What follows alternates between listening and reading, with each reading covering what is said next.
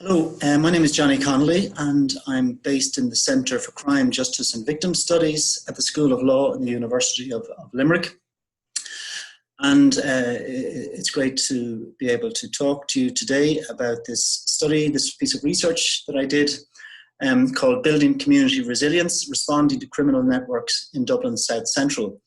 I refer to this as involving a research process of co-design with communities throughout Dublin South Central, represented by the 4 Fora Committee, which is a network of 4 policing fora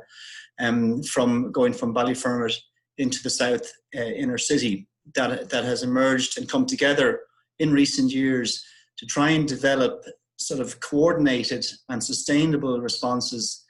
to the serious issues they're facing in relation to criminal networks and related antisocial behaviour that are impacting on their communities and undermining their communities.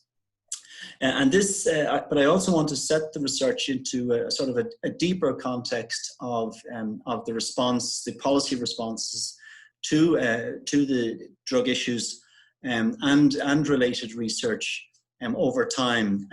since the mid-1990s in particular, just briefly to set this current research into its context. Colleagues in the London School of Economics have recently referred to research of this nature and the changing nature of the research relationship, where they talk about the archetypal model of academic knowledge production. Described as lone researchers identify issues or problems, they carry out research to address them, then reveal this new knowledge to society where it is ultimately adopted. Whereas in recent years, the deficiencies of this model in addressing all manner of contemporary issues, as well as sustainability problems such as water scarcity, food security, biodiversity loss, and crime, have become all too clear. Plagued by social and political uncertainty and involving multiple actors with different knowledge, needs and interests, research has increasingly turned to co-production as a means to produce useful knowledge. I've also heard this summed up in the phrase, nothing about us without us, which is an expression I like. But in the context of drug-related crime and illicit drug markets in particular, I think this is very important. Because one of the common themes that runs through much of the literature on drug markets, notwithstanding the amount of resources that is invested in this area since the 1970s and the so-called war of drugs, is how little we actually understand. The relationship between the supply and demand of illicit drugs and enforcement activities remains poorly conceptualized, under-researched, and little understood. And that was Tiggy May and Mike Howe in 2004. Similarly, Peter Reuter, a leading expert in this area, talks about the way in which policy has been affected by the politicization of this issue. He says it is hard to say what good policy looks like, because one consequence of politicians treating drug control as a moral crusade has been an absolute disinterest, bordering on gross negligence in assessing the consequences, good or bad, of the emphasis on punishment. There's no credible basis for describing a policy, he says, that would reduce in any important dimension the extent of drug problems.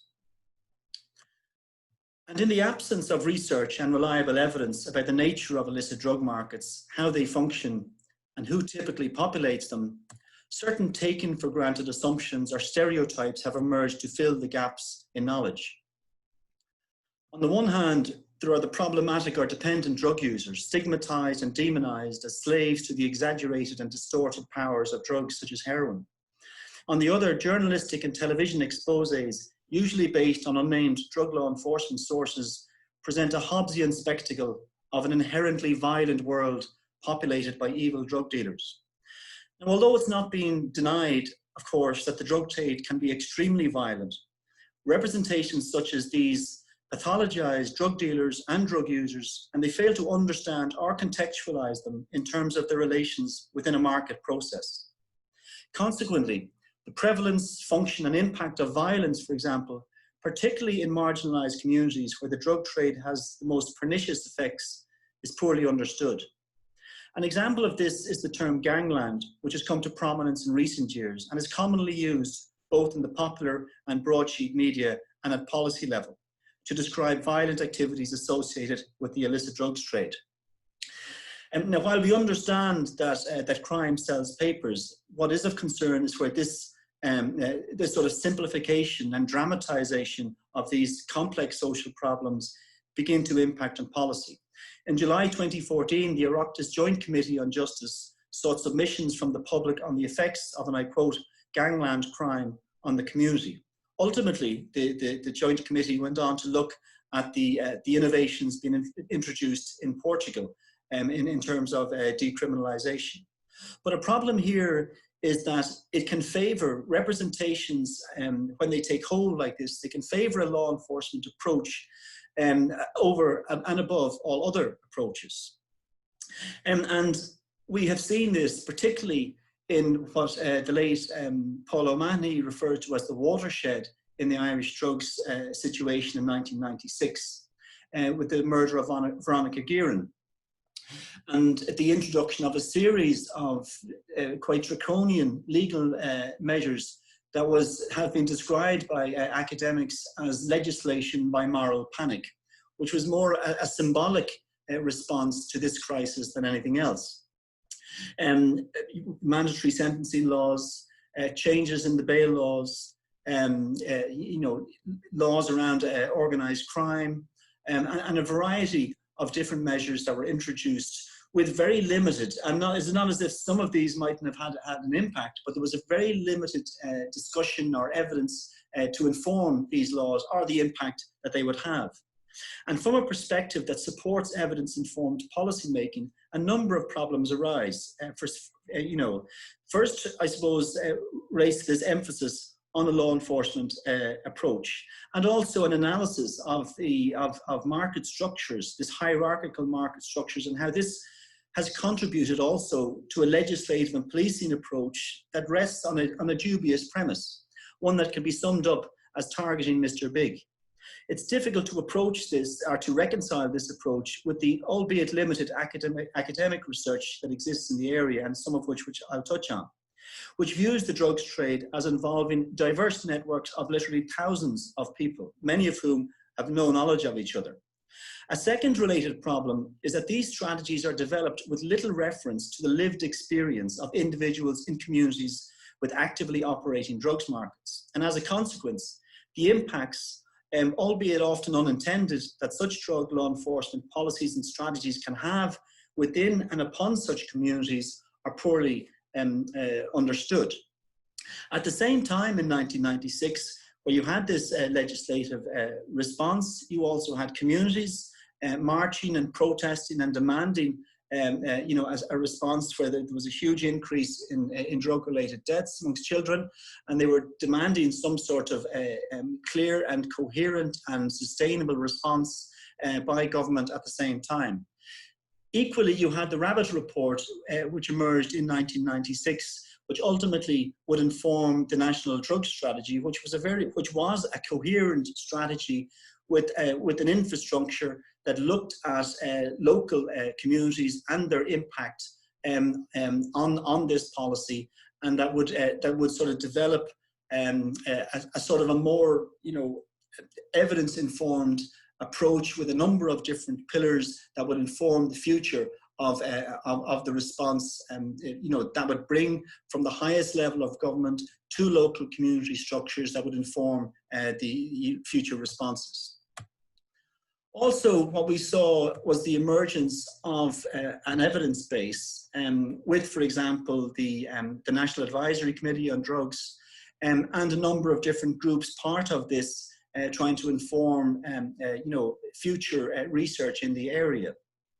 And in my own sort of modest contribution was part of the Health Research Board, where you have the National Documentation Centre on Drug Use, a number of studies looking at drug-related crime, looking at what we knew about illicit drug markets, and then of course a very important study called the Community Drug Study, which looking at the impact of the drug trade on particular communities. So you had this other evidence-afforded approach almost going in parallel to this more enforcement-oriented legislative approach. And some of these, you know, some really important studies, for example, Niamh Hurricane's 2011 study, Understanding Limerick, which was conducted over a number of years with a very strong ethnographic element to it, really trying to understand how you know, the drug trade and related problems, the context in which they existed, and their social and economic context in which they emerged, and the impact that they were having. And one quote from her book, I'll read out: "You know, what they really want is for you to be down on yourself so that you don't believe you can have any other life. They want you to keep your head down and just put up with it. Even if there are gunshots coming in your window and you're lying on the floor with your kids, what they want is for you to keep your head down and just shut the fuck up and accept that this is your life, full stop." Other studies: in 2014, a study I conducted called Illicit Drug Markets in Ireland, which was supported by the National Advisory, was commissioned by the National Advisory Committee on Drugs, supported by the Department of Justice, and involved huge collaboration with the Forensic Science Lab, with An Garda Síochána, with a large public survey, also was beginning to talk about illicit drug markets, trying to deepen our understanding of them. Also, of course, organisations such as the Citywide Drugs Crisis Campaign was increasingly trying to focus on the impact of the drug trade in local communities, and also a very important study conducted by the Family Support Network in 2009 looked in particular at the issue of drug-related intimidation, and a lot of this related to drug debts. And again, the study I conducted, the Illicit Market Study and the Demanding Money with Menace Study, really looked in depth at this whole issue of intimidation, seen by many communities as probably one of the most intractable and difficult problems that they were encountering, and still there today. And then my colleague Sean Redmond study Lifting the Lid on Greentown focused in on using social network analysis, which the study that I'm going to talk about really borrowed a lot from. The Health Research Board also conducted a study, and this was part of the Demanding Money with Menace study that was commissioned by and conducted by Citywide in association with the Health Research Board. One of its objectives was to inform a systematic evidence review of the Irish situation and international responses to drug-related intimidation. And of course, this was also a very in-depth and important study. And then in the Building Community Resilience study, I began in around 2017. It involved, again, cooperation from the Garda Síochána Analysis Service, which designed the network maps, which I'm going to show you, based on crime records and intelligence. Interviews with Garda members using an innovative methodology developed by Sean Redmond as part of the Greentown study called TwinSight, where you could interview guards using Garda intelligence in a way that was confidential and safe, you know, and so it was an example of cooperation and collaboration around very sensitive areas. And what was different, I suppose, about the Dublin South Central study was that it was a named and identifiable area, and this involves, you know, a number of, you know, potentially ethical issues and problems, and it requires a great deal of trust, you know, between, in particular in this case, between An Garda Síochána and the researcher and the community, and the balancing of issues around, you know, around this type of data and the levels to which certain data can be shared. I also conducted a socio-economic analysis based on the Public Deprivation Index to look at the background to network members, looked at hotspots using a heat map based on public order and criminal damage throughout the area. Another element of this study, which was quite different, was focus groups with community activists who had commissioned and been involved in commissioning the study, and then a review of community safety meetings minutes throughout Dublin South Central to look at the existing structures that were in place at a local level and to see how they were functioning. And then ultimately, the idea would be that we would develop a strategic action plan And this, of course, was supported by Dublin City Council, and this action plan has now been developed and is ongoing. So to talk a little bit about the networks themselves and the network maps. Now, most of the data here is based in 2015, 2016, but really it's just an illustration of what I suppose can be done as you're trying to get under the bonnet of a problem and really understand how it ticks. The graphic here, the orange links between individuals is intelligence. The green links are property crime. Blue links are public order offences. The red links are drugs for sale and supply, and the black links are robbery, that are connecting people in the network. And larger icons that you see would be described as well-connected individuals who have links to others. And links between clusters of individuals. They're not necessarily the most prolific. And one of the findings of the Greentown study was the most prolific offenders doesn't necessarily mean the most important to the network and to the sustaining of the network. The layout, again, is purely coincidental. It just makes the network readable, but it's blind to streets or estates where people are from. Colors, maybe in this study, I anonymized all of the specific locations in the study, but colors do represent different sort of geographical locations, but they have all been anonymized throughout the study. So the network map doesn't have a geographical basis in terms of locations on a map. Offences of drugs for sale or supply often involve just one offender per offence, and so they might appear less often than might be expected in the network, and at least two people need to be involved before they and the link between them appears in the network map. So the network consists of individuals who've offended at least once in 2015, 2016. We wanted to do it, so it was historical information, so just to use it for illustrative purposes rather than talking to individuals who may be going through the courts, etc. And broken down by area and population, this makes up just 1.2% of the population aged from 12 to 40 years of age, and 92% of offenders are from this age bracket. Now this 1.2% is very important for me in terms of, particularly when we go back and talk about gangland, what we are talking about is a very small percentage, and I'll talk a little bit more about this, of people in this age cohort. And on a national basis, subsequent studies from Greentown, Bluetown and Redtown, which will soon be published, put an estimate of about 1,000 young people involved in networks of this nature throughout the state. So it is very important, while I'm not in any way saying that a very small number of people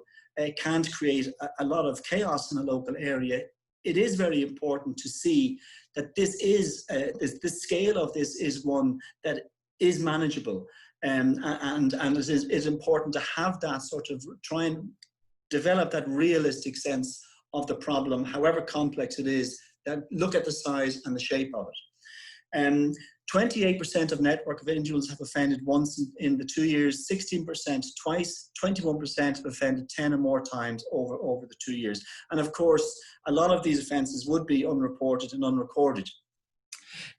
So they'd definitely be an underestimation. But even if we are talking about 1.2% and as an underestimation, I think it still is can be seen as a manageable issue. And here we see the various sub-districts throughout Dublin South Central and the network members for each. In the area, we identified two networks and a number of sort of key individuals involved in these networks that sort of sustain the network. Networks 1 and Networks 2, with Network 2 being far more cohesive and far more organized. And this is important because it helps you to look at relationships between network members to inform interventions and to inform what types of interventions you need. Looking at their age, for example, looking at their family status. One of the things that the Greentown study found was the way in which network members will prey on more vulnerable young people in the community and recruit them into networks. So this type of information provides you with potential for interventions. Also, when I did the first network map for Network 2 with the Garda Síochána Analysis Service, as part of the process, the research process, the member of the analysis service went to the Garda members that I would be interviewing. He showed them the network map, got their views on it, and in this context, they said that there was a number of individuals missing, so they identified those individuals to the member from the analysis service. He redid the map, and if you see down in the bottom left-hand corner, you see 5 individuals who were very prominent, sort of, importers of drugs in particular, but they were largely untouched. And largely untouchable to a large degree, obviously involving a very different type of law enforcement approach. Now, of course, in terms of the methodology, the twin site methodology, I wouldn't know any of the individuals involved in the study, and when I was conducting research, I'm just using the numbers or their titles and age and gender, and where the Garda member has the details of the individual in front of them, so they can talk about them and in little with questions that are sort of structured, sort of a semi-structured questioning process.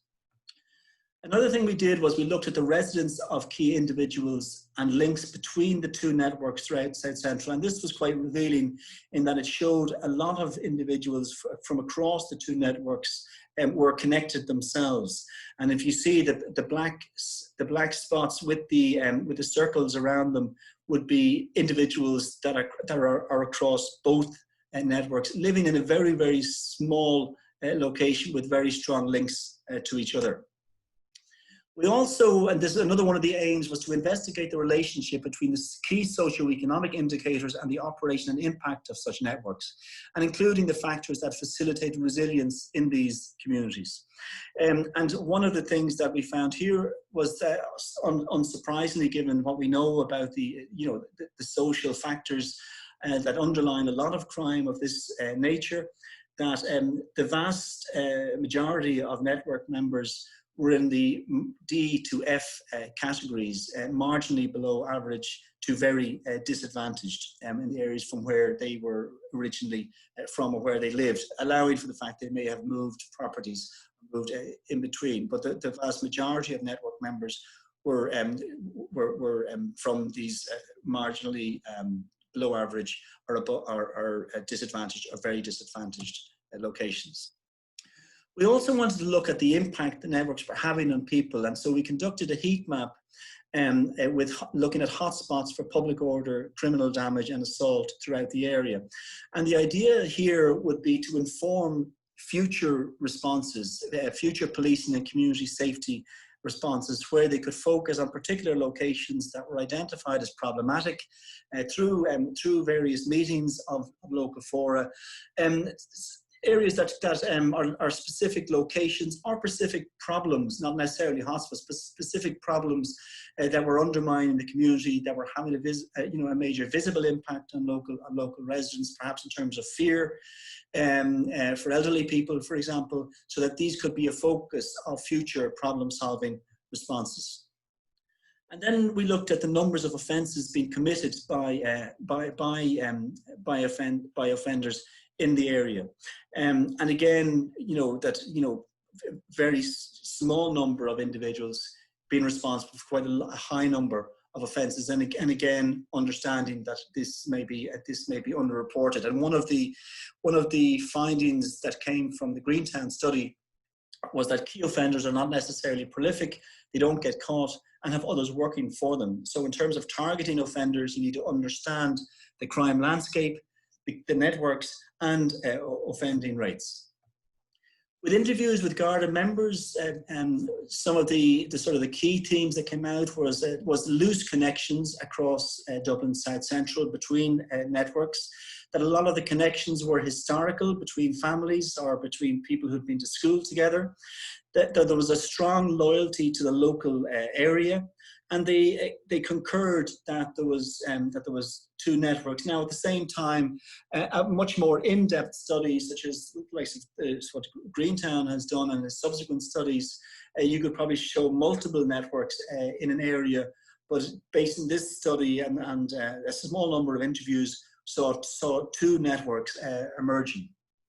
Also, from the Garda, older children drawing in younger, more vulnerable kids, similar to the Greentown findings, and exposing families to exploitation. And often what other studies have shown is that this can be done through debt, where young people get into debt either through the consumption of drugs that they thought were free, and then they suddenly have a debt that they have no means of paying. Then they are caught up with either holding drugs or running drugs or holding or hiding guns on behalf of network members, and then they and ultimately their families can be implicated in the drug trade. The Garda interview said that for some of the hotspots weren't linked to the networks themselves, but they were more linked to the nighttime trade in parts of the city. Another finding that came out from Garda interviews was that in some areas where prominent network members lived, that often this had an impact in terms of reducing crime, because network members had a degree of control over crime, so as not to attract law enforcement to the area. So, for example, joyriding or crimes of that nature were basically discouraged and prevented by network members themselves. And also, Garda members acknowledged that certain problems weren't evident to them or in the recording system because people simply didn't report crimes to Garda Síochána. This was something that came out very strongly from the interviews at a community level with community activists, but also was something that was acknowledged by Garda members. Although you probably won't be able to see this, this was an analysis conducted by my colleague Jane Mulcahy, who conducted the study with me, who supported me with some research in the study, where she looked at meetings of minutes. We attended a number of different minutes of local policing fora, and these were the sorts of issues that came out from the various policing fora in the southwest inner city, Canal communities, Dublin 12, and Ballyfermot, Chapel Illicit. And again, you can see antisocial behaviour, public order issues, drug problems, including intimidation, issues around housing, and certain locations around, in particular locations that came out at these meetings and were repeated at meetings. And so the main issues coming from the fores and from a review of Joint Policing Committee meetings were issues around Garda numbers, the visibility of Garda members, the failure of guards to respond to calls, hotspots around public parks, and one thing that came out in a number of interviews was behaviour that wouldn't be tolerated in more affluent parts of Dublin.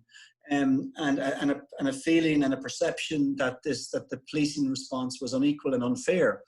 and that antisocial behaviour had a potential to take over an area and become normalised, and that this was compounded by the lack of a permanent visible Garda presence. That people weren't reporting due to fear of reprisal from those involved in criminal networks, or from a failure of Garda Síochána to respond, and a belief that there was no point. There was also a general sense of a lack of coherence between local fora and joint policing committees, and the absence of a coherent approach grounded in an evidence-led response. And this is something that I'll talk about, because it was something that also came through from the meetings of the Commission on the Future of Policing, of which I was a member, and which would report just around the same time as this study was published. So as I mentioned, what the idea was of the research was to co-design responses. One of the research aims was to consider what is required to sustainably address the impact of these networks and their causes, including the enhancement of existing initiatives and/or the development of new initiatives. And I situated. Essentially what I did was I identified a series of key principles upon which a future action strategy around which it should be developed. And what was really positive at the time, as I mentioned, was that during this time, the Commission on the Future of Policing was also conducting very in-depth investigations of the policing and community safety needs of people throughout the country, throughout the state. It also conducted a series of meetings with people involved in local policing fora, with joint policing committees to look at the existing structures and to see how they could be built upon and improved. And it reported in November 2018. Its recommendations were accepted by the government of the day. They have also been accepted by the current coalition government as part of the programme for government, and the recommendations, there is a process through which they are being implemented. A very important and I suppose a central vision articulated by the Commission on the Future of Policing was that local policing or frontline policing would be central to the vision of the future of policing in Ireland, and not just in a symbolic way, but that through a radical structural reform of the organisation. And we have seen some progress in this with the development of the new An Garda Síochána divisional community policing model, where the number of divisions will be more than halved throughout the state.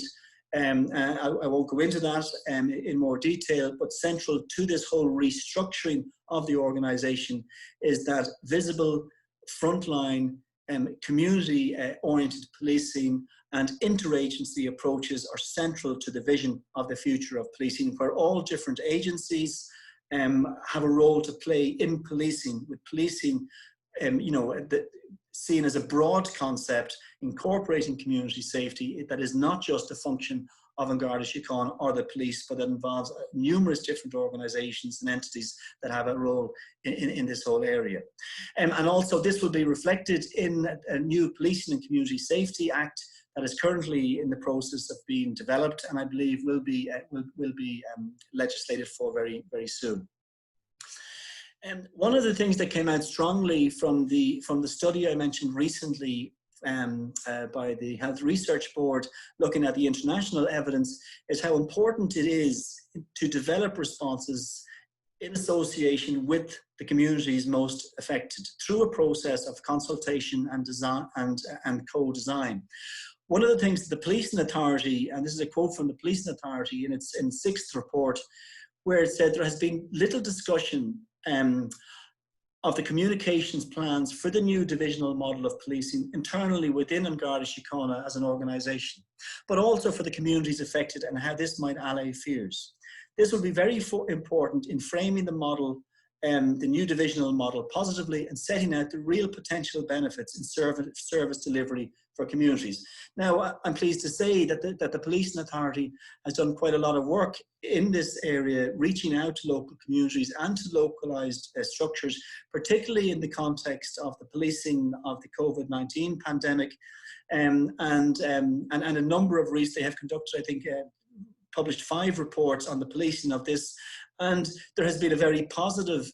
feedback at a local level to the way in which this unique situation has been policed, and also the way in which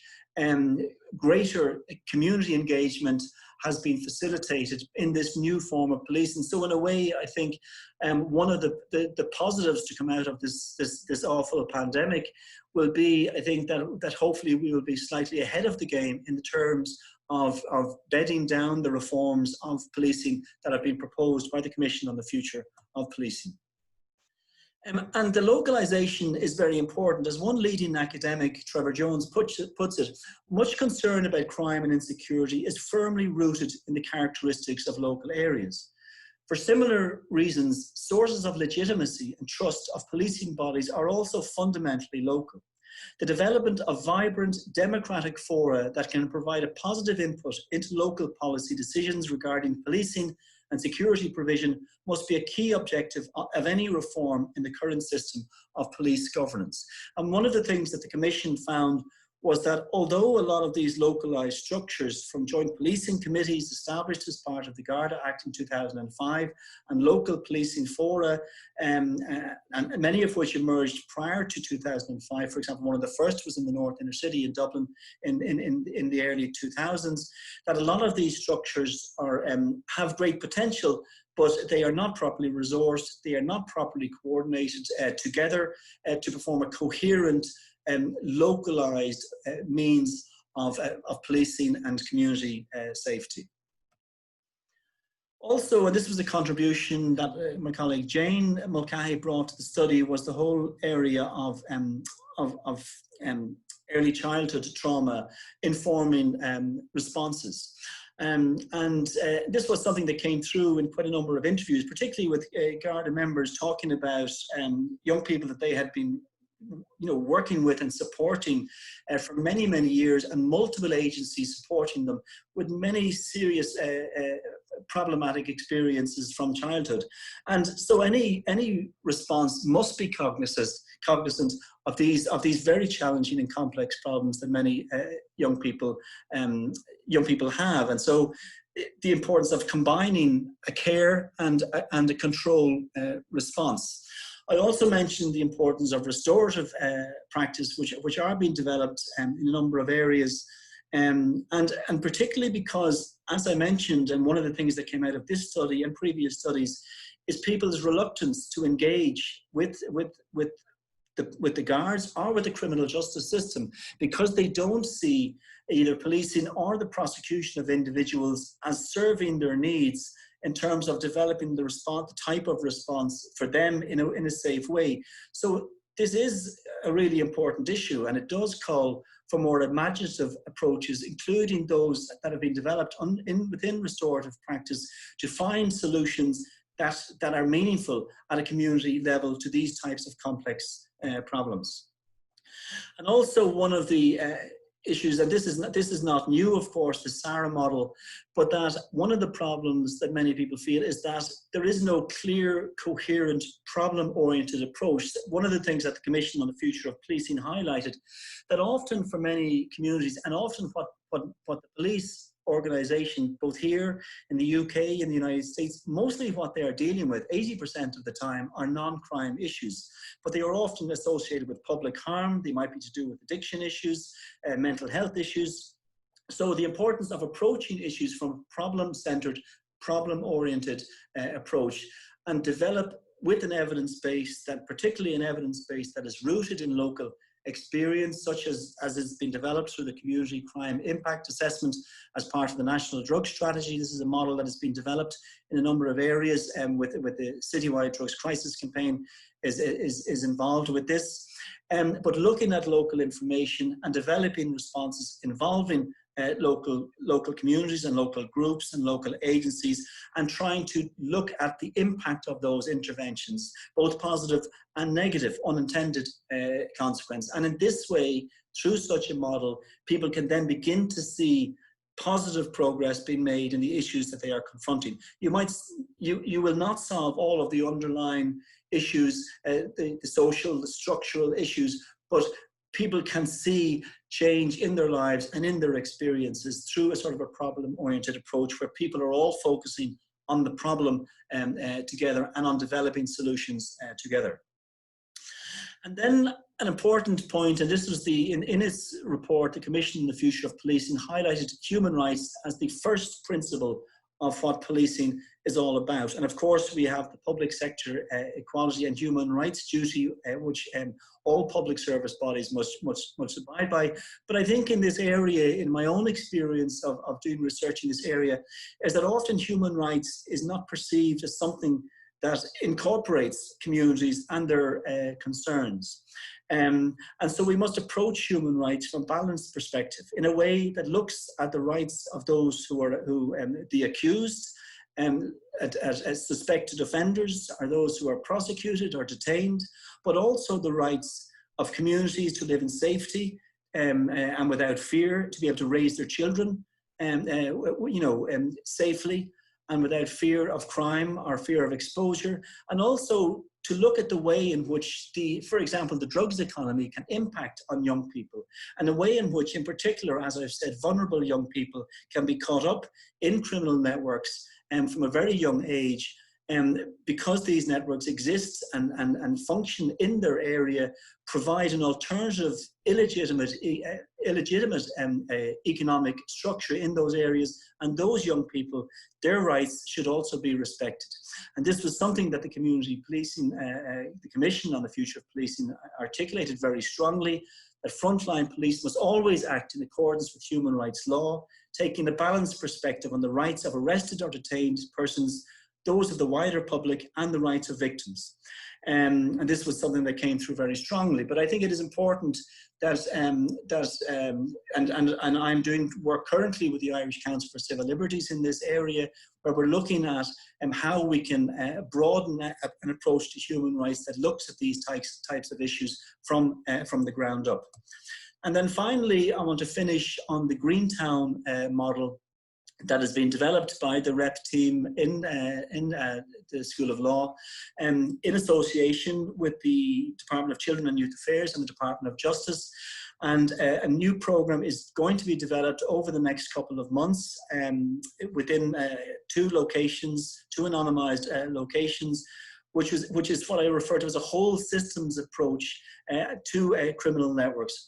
One which involves, of course, network disruption,